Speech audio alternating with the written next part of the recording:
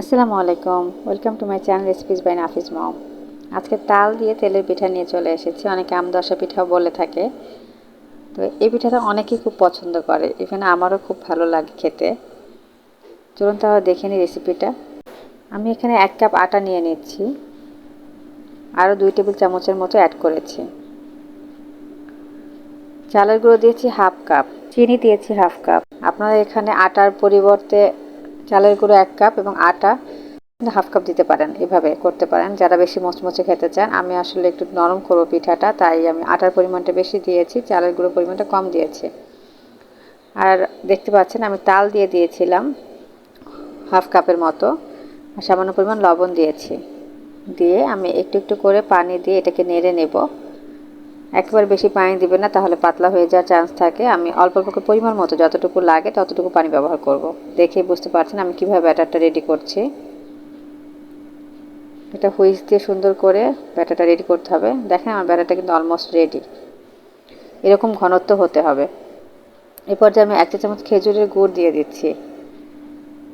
এটাতে টেস্টটা একটু ভালো হবে, কালারটাও দেখতে সুন্দর হবে, তাই দিয়েছি। জাস্ট খুবই সামান্য পরিমাণ।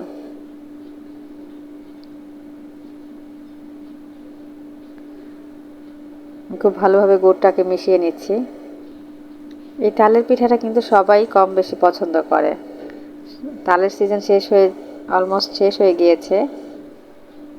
এখন মনে হয় খুব বেশি একটা পাওয়া যায় না। তো তালের সিজন আসলে আপনারা এই পিঠাটা বানাবেন।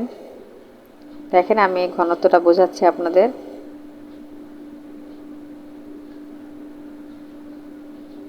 চামচে নিলে কিন্তু একবারে পড়ে যাবে না, একটু একটু করে পড়বে আস্তে আস্তে।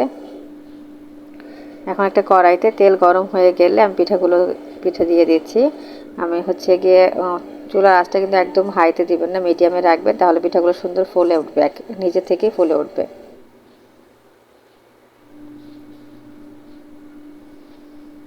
দেখতে পাচ্ছেন আমার পিঠাটা কত সুন্দর করে ফুলে উঠেছে। আমি যেহেতু একটু আটার পরিমাণটা বেশি দিয়েছিলাম, পিঠাটা একটু নরম হবে। গরম গরম খেতে কিন্তু ভালো লাগে, সাইডটা ক্রাঞ্চি থাকে। আর যারা শক্ত পছন্দ করেন তারা চালের গুঁড়ির পরিমাণটা বেশি দিয়ে আটার পরিমাণটা কমিয়ে দেবেন। আমি 2টা পিঠা ভেজে দেখিয়েছি। আমি সবগুলো পিঠা ভেজে নিয়েছি। খেতে খুব মজা হয়েছিল, আমার ছেলে খুব পছন্দ করেছিল। আশা করছি আপনাদের কাছে রেসিপিটা ভালো লেগেছে। বাসায় অবশ্যই ট্রাই করবেন। বিকালে নাস্তার জন্য কিন্তু খুব ভালো একটা আইটেম। ভালো লেগে থাকলে প্লিজ আমার চ্যানেল সাবস্ক্রাইব করবেন। ভালো থাকবেন। আল্লাহ হাফেজ।